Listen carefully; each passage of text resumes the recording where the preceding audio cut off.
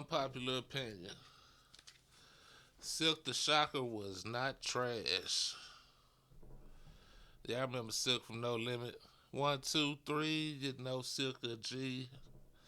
I know this dope game like I know my ABCs. Yeah, y'all know nothing about that. We got a video here from Red's Review. Unpopular opinion. Silk the Shocker was not trash. Before we get started, if you're new to the channel, y'all hit the subscribe button. And you know how we do it. We're going to get right to it. Let's go. Now, I'm sure all of you are going crazy right now. How can I say such a thing like this? Who in their right mind would say that Silk the Shocker was not a trash rapper? Oh, I know all of it. And if you've seen my TikTok and you've seen my Instagram, I shared a video about 2 years ago that Silk the Shocker said that he didn't rap off beat, all this other stuff, right? So I'm gonna break down and give my reasons as to why Silk the Shocker was not trash. And by the end of this video, I bet you agree with me. At least somewhat agree with me. Well, y'all be trying to rewrite history like he wasn't that dude in the late 90s. In the year 1998, you're acting like he wasn't that dude, one of them ones back then. Okay, so I'm gonna refresh your memory. We're gonna do a little memory jog today. All right. I ain't going to say Silk was that guy. I mean, he wasn't, you know, but he the reason that Master P started No Limit Records in the first place. Silk was the first feature artist on No Limit Records, so put that in your pipe and smoke it. But I never thought he was trash. You know, everybody in the hood bumped that Silk when it first came out. Now, after a while, you got tired of listening to it, but let's get back to the video. So let's go ahead and dispel this belief right here. The whole Silk the Shocker didn't rap on beat. He rapped off beat. That is not true. That's not true. Okay. I agree with what he said in an interview on the Art of Dialogue. He pretty much said, no, I didn't rap off beat.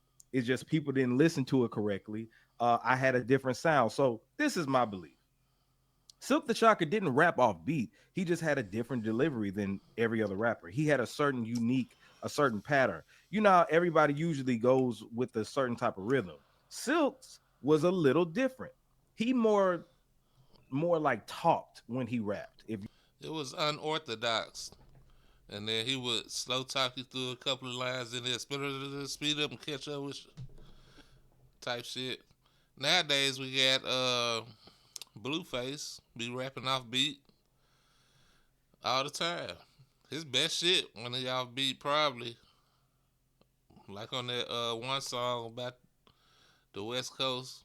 What's that song he got? I want to say him G Easy. But you talking about he got bitches breaking and busting like the Metro. Yeah, but let him tell it. Let Blueface tell it. He don't think he off beat. That's just how you hear the beat type shit. you know what I mean. He would say different. He would try to put so many syllables and different things and different sounds into one bar. So if I'm going like this, I rap like this and I rap like that. He'd be like, I rap like this because I rap like that, and you know, and say stuff in between the bars to make them kind of be a little. It sounded off, but it wasn't off beat. I've heard people rap off beat, meaning if I'm snapping like this and they're going, yeah, melodies go something like that, like that's off beat. Silk the Shocker was not rapping off beat, so we can stop this, man. He had a certain type of flow, and the reason I'm saying this is because y'all let E40 get away with it. Oh yeah, y'all let E40 get away with it. E40, y'all say he Touche. raps in cursive. Silk the Touche. Shocker, in my opinion, is a different version of E40.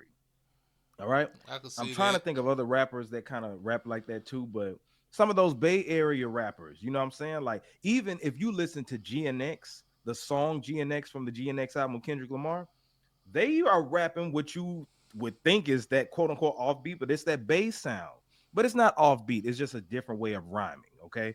Silk the Shocker was not a bad rapper and he didn't rap off beat. So let's go ahead and clarify that. And let's not forget, P grew up in Richmond, California, which is in the Bay Area, and I'm pretty sure Silk was there with them. You know, they was out there with relatives and whatnot, so Silk might have got some influence from the Bay. I never put that connection together, but that's he makes a good point right here. All right. So with that being said, let's go ahead and go into the next belief that I have. And it ain't even belief. This is true. He was a top star on No Limit Records. Let's not try to act like, again, Silk wasn't one of them dudes. Y'all trying to rewrite history and act like Silk the Shocker wasn't a top star. That man was a top star on No Limit Records. Okay? We're refreshing your memory today. If he was so trash, how come he was a top star on No Limit Records? Now, No Limit Records had plenty of artists on there. They released like what 50 albums? They released like 50 albums in 1998, and he was at the top of the totem pole. Now, of course, I know y'all gonna say because he was Master P's brother. Did that have something to do with it? Maybe, but partially. But numbers Of don't course lie. it did. It wasn't like Master P was going and buying those albums. It wasn't like Master P was forcing people to listen to Silk the Shocker. Silk the Shocker came out. He was a part of the group True. All right. And you had other artists that were on there. Hey, True was dope. True was dope, especially the I think it's True to the Game, the double disc where it had the three ski masks on the front. I know y'all youngsters don't know nothing about that, but when it comes to Silk though, especially the first two albums, probably the third album too. Everybody had that album, man. Everybody had Charge It to the Game. Uh, shit, I can't think of the first one. I can't think, but everybody had that Silk. I don't know why y'all playing.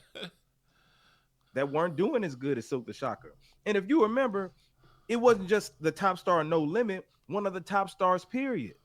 Okay. Y'all remember, let me show you this. When he appeared on this Source, you remember he appeared on the Source cover?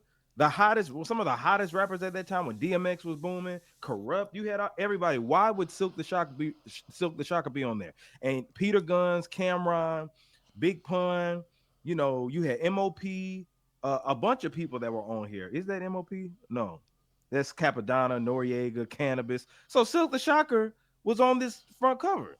Okay, he was one of That was a time when it was cool to be different. You know, now everybody got to be the same, else you ain't.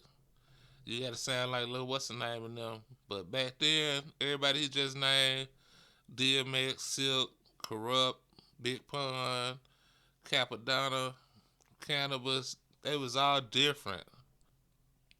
Everybody had their own flavor. You know, I miss those days. them dudes back then, man. So we're not gonna try to rewrite history as he if he wasn't that. He was a top star. Okay, he did big collaborations. He had Maya. Him and Maya had a thing going on. And if you remember, Charge It to the Game. Charge It to the Game was one of the top albums on No Limit. He was a top seller on No Limit. Okay, you remember when Charge It to the Game came out? I remember if you were in the hood or any neighborhood, if you went through somebody's CD book during 1998, you were going to see Charge It to the Game. That is a No Limit classic. Okay. I'm not going to say a hip hop classic, but definitely a No Limit Records classic. There's a few classics that they had. You know, when you think about Ghetto D, that was one. When you think about I ain't even gonna let them do that. We got Ghetto D, The Last Don, the True album, the I'm Battered soundtrack. That's probably my favorite. The Mystical Unpredictable, Tarantula, uh, Life or Death, See Murder. I mean, the list just goes on and on. I got the Hookup soundtrack was a hit. They had stupid classics. Stupid classics, but if my memory serves me correctly, I believe Silk the Shocker is the one that came up with the phrase "It ain't tricking if you got it." I believe he was the one that he had them jumps with Trina. Yeah, y'all don't do Silk. Ghetto D, that was one. When you think about Silk the Shockers album. They had a couple of classics, but what stands out when you think of No Limit album covers, you do think about Silk the Shocker handing out that card, charge it to the game. That was a top No Limit Records album. So let's not try to y'all keep trying to rewrite history, act like he wasn't that dude. He was selling some of the most records. Okay, you had different artists on there. You had C Murder, you had Mystical, Mia X, Snoop Dogg. You had all of them, right? But not every single person was going platinum. Some people were going. Ooh, I forgot about Cain and Abel. Cain and Abel was dope. Moby Dick album was dope. Mr. Servon, Skullduggery. Quit playing, man. Gold. But Silk the Shocker wasn't selling just a million, he was selling millions. Okay, make that plural, put that S on there, baby. That's what he was doing. So y'all trying to act like Charge It to the Game wasn't no limit classic? Y'all trying to act like it wasn't a No Limit top album? Come on now. Come on now. So he was top, on the top doing that magazine covers, album sales. I know I forgot some of them classic No Limit albums. Y'all help me out. What I'm forgetting? And if he was so trash, how in the world was he selling more? How did he have more hit records than other notable No Limit artists? Okay, he was. Now y'all say Fiend is one of the dope ones. He was selling more than Fiend. Y'all say Ooh. Mac is. Womp. Okay. Yeah. Oh, Mac. That Mac World War III album. Yeah. They got me know it. They got me know it. But I ain't paranoid. The most lyrical one. He was selling more than Mac. I And still I'm not remember trying to that. shit on any one of those artists. I'm just saying. I remember that He word had for hits. word. Silk had a couple of bops. You know what I'm saying? A few bops, actually. You know what I'm saying? So, and then he would hold his own. Okay. He held his own with Bone Thugs and Harmony. Remember that? Remember that Hook It Up song? He held his own with that. So he went with the best of them. He had some dope verses. And when you talk about he's rapping off beat, right? There are songs that he had where he was doing that traditional rhyming pattern. His first album, The Shocker, The remember that? Shocker. And that single that he Yeah. had, The Shocker, one of his hardest songs ever. When he was like strapped with the 4 and nothing changed, this album went solo. 1, 2, 3, You know Silk Silker G. G. I know Know this this rap dope game game like like I I know know my my ABCs, ABCs. Or did he say dope game or rap game? I forgot. But he was killing it. Come on, man. That Shocker album, he wasn't always, And the he wasn't chances always was so rapping in low. cursive. He would rap fast and different things like that. So yeah, Silk the Shocker held his own. He was doing his thing. And he had one of the dopest verses on Make Him Say, I'm not Eric B, but guaranteed to write the whole can't remember all the lyrics, but he did his thing. Okay. He did his thing, man. He was holding his own. You remember his verses, acting like you don't. Come on now. And then this is another thing with Silk the Shocker. Hey, this shit bring back some memories, man. For real though. Shout out my nigga Paco. He was a heartthrob for the No ladies. limit. Ladies, come on now. Y'all know that y'all were No limit lusting Paco. over Silk the Shocker back then. Y'all love Silk the Shocker, man. You would see back then. I bet you had some Silk the Shocker posters and stuff like that. Women used to love Silk the Shocker. They always used to be, oh, he's the cute one, out of the Miller Boys and stuff like that. I remember. See, I'm going back because I remember in 1998 when Silk the Shocker was popping. All y'all dudes wanted to be like Silk the Shocker. When we used to play, like how you would play being somebody, you know what I'm saying? Like if you were playing Ninja Turtles, something like that. Hey, I'm Donatello, I'm whatever. When Master P had No Limit cracking, he made young kids want to have record labels. And you'd be like, okay, I'm signing No Limit. I'm Silk the Shocker. I'll be C Murder. I'll be Master P. Come on, man. Come on.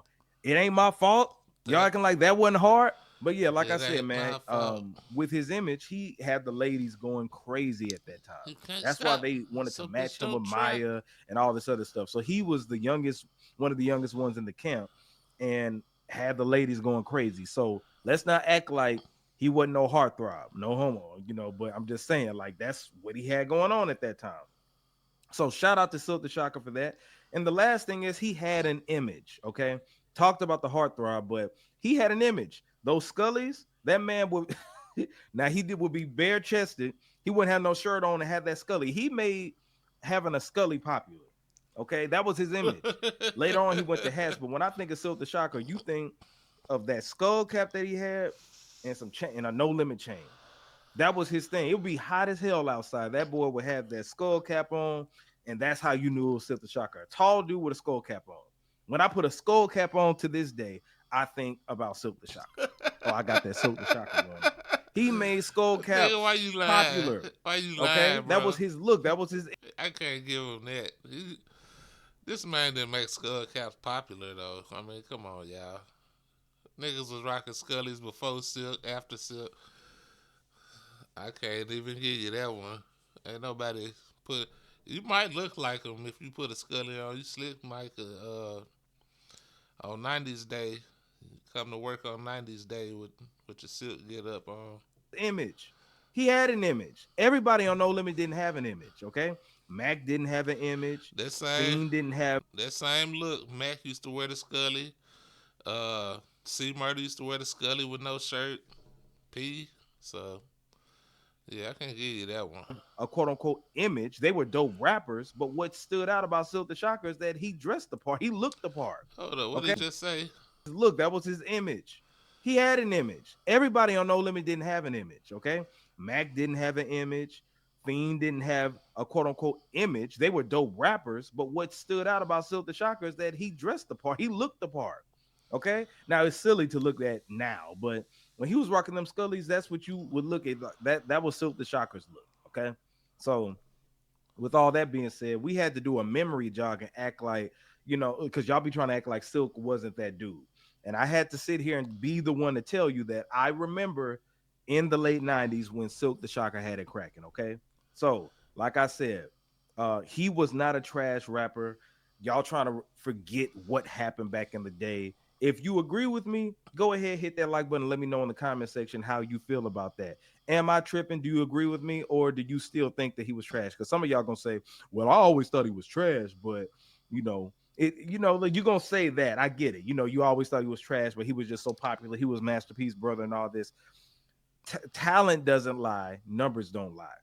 And that was back then before you could manipulate streams. That was back before you could do certain things to manipulate. Now you could buy some records, but why would Master P buy records to make sure that Silk was going platinum? That was based off of his talent alone. Yeah, back then you had to take your ass. You had to get your ass in the car or get on the bus, go to the music store, go fumble through all them CDs, all this new shit, old shit that's on the shelf. If it was something new and hot, they might have had a display set up. You go in there, you pay $18 plus tax to go get one artist full of one CD full of songs from one artist, and you had to listen to that shit. You was stuck with that shit. And yeah, nigga bought some shit that some shit you bought, you might get 1-2 songs that was good. Sometimes you lucked up, got a classic. A lot of times though, before you even went, you knew what you was going to get because you heard somebody else listening to it. But how y'all feel about Silk? You think he was trash? Does his music stand the test of time? When last time you listened to a Silk song? It's been a minute for me. This might make me go back and listen to some shit though. If you made it this long, hit the like button and don't forget to subscribe. I'll catch you next time. Peace.